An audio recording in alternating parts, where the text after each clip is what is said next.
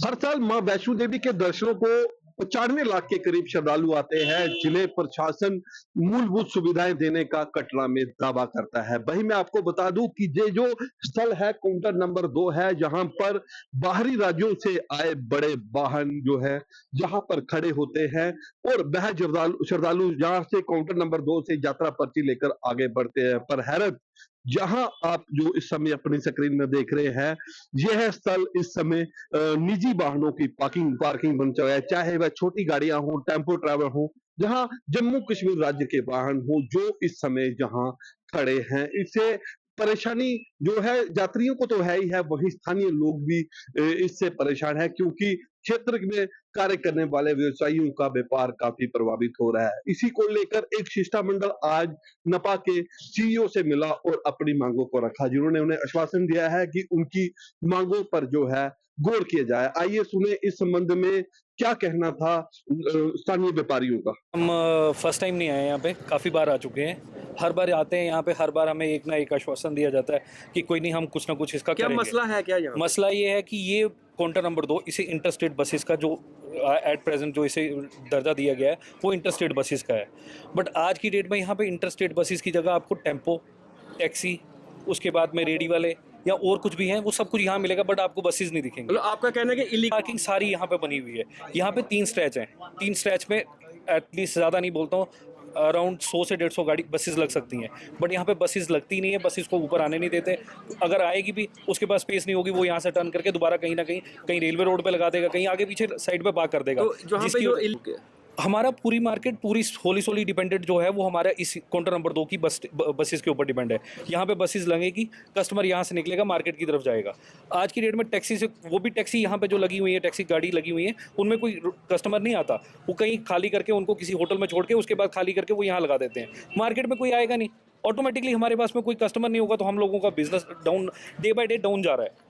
हम लोग पिछले 3-4 महीनों से इनके पास पहले भी आए थे, इन्होंने तब भी हमें ये बोला था कि कोई बात नहीं, हम इनको यहाँ से हटा देते हैं। बट आज इनको ये बोल रहे, कह रहे हम ये बसेस नहीं हटा सकते क्योंकि ये हमारी यूरिस्डिक्शन में नहीं आती। ये इनके पास ये एक्ट नहीं है कि यहाँ से ये छोटी गाड़ियों को हटा सके। बसेस लगाने के लिए हमारे पास परमिशन नहीं है। ये कह रहे हैं कि आप एसडीएम साहब से मिल लीजिए या फिर डीसी साहब से मिल लीजिए, क्योंकि मैं यहाँ से बसेस इनको अगर छोटी टैक्सी वालों को बोल दूंगा कि यहाँ से आप चले जाइए, कल ये फिर आके यहाँ लगा देंगे। 2 दिन 3 दिन रुकेंगे, उसके बाद फिर लगा देंगे। मेरे पास में इतनी मैन पावर नहीं है कि मैं इन लोगों को यहाँ रोक सकूँ।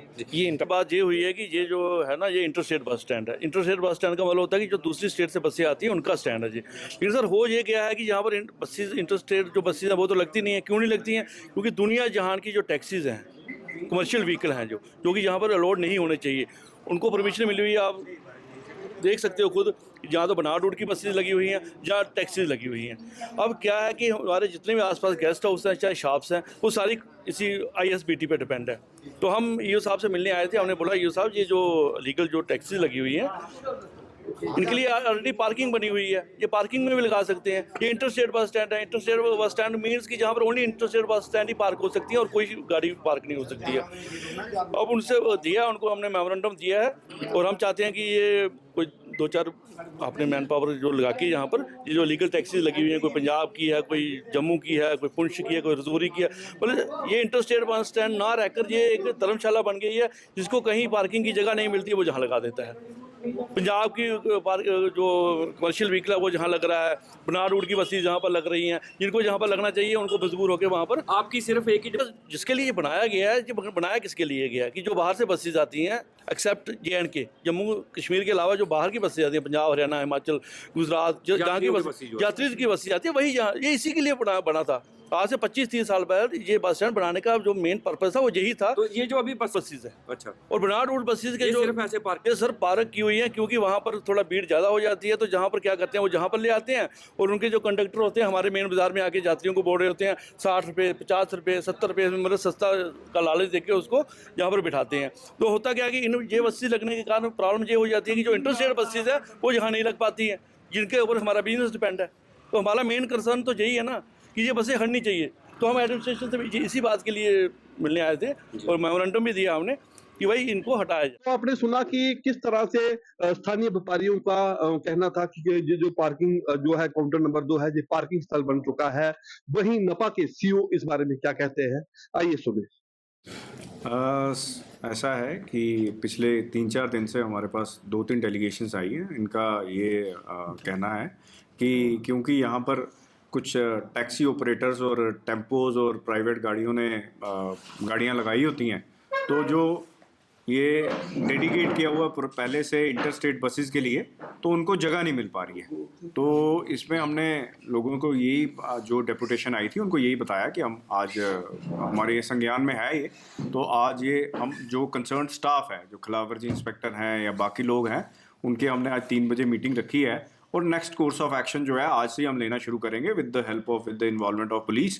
तो जितनी टैक्सीज़ वगैरह जो अंदर डिमार्केटेड एरिया है इंटरस्टेट बसेस के ही, उसमें जितनी टैक्सीज़ और टेम्पो और अदर कोई भी व्हीकल है तो उनको हम यहाँ से रिमूव करवाएंगे। देखिए, जो पार्किंग ये काउंटर नंबर 2 है वो इंटरस्टेट बसेस के लिए यूज़ किया जाता था पहले से, अभी भी यूज़ किया जाता है, लेकिन क्योंकि इसकी प्रॉब्लम ये है इस बस स्टैंड की कि हर तरफ से ओपन है, 2 साइड से ओपन है, तो एक एक्सेस इसका यात्री भवन के थ्रू भी है और एक एक्सेस थ्रू ऊपर म्युनिसिपल ऑफिस से भी ऊपर है।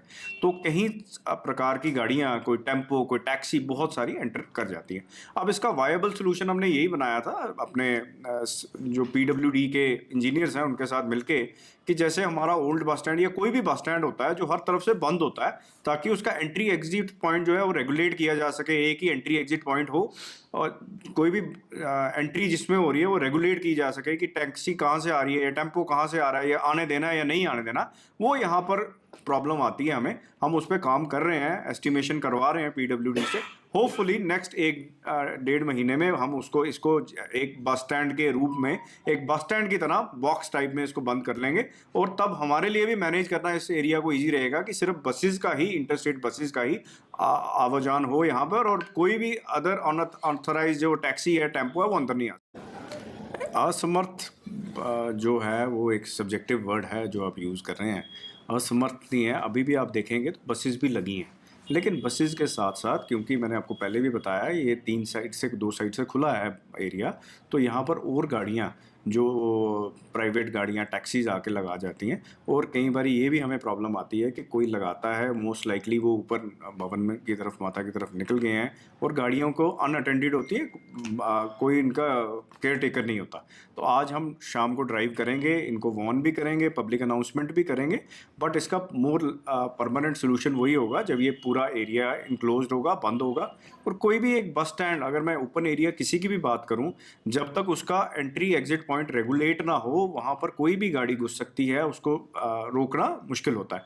जब एंट्री एग्जिट पॉइंट रेगुलेट हो जाए और एंट्री एग्जिट पॉइंट जो है सिंगुलर पॉइंट हो, उसको रेगुलेट करना भी आसान रहता है, और आने वाले टाइम में बसेस के लिए भी वो एक अच्छा स्पॉट बन जाएगा और बसेस के लिए भी डेडिकेटेड स्पॉट बन जाएगा।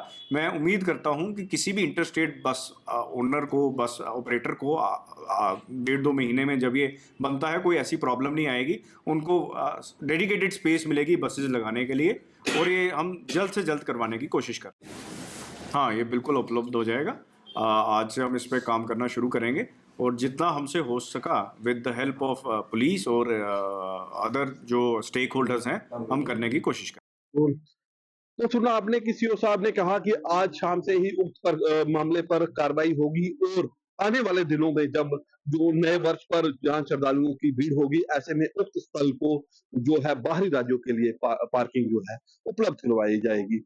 अब देखना ये होगा कि क्या प्रशासन बाहरी राज्यों से आने वाले वाहनों को काउंटर नंबर 2 में बसों को जो है पार्किंग उपलब्ध करवा पाता है या नहीं। तो देखते रहिए। कैमरामैन राजकुमार के साथ अमित शर्मा, पंजाब केसरी।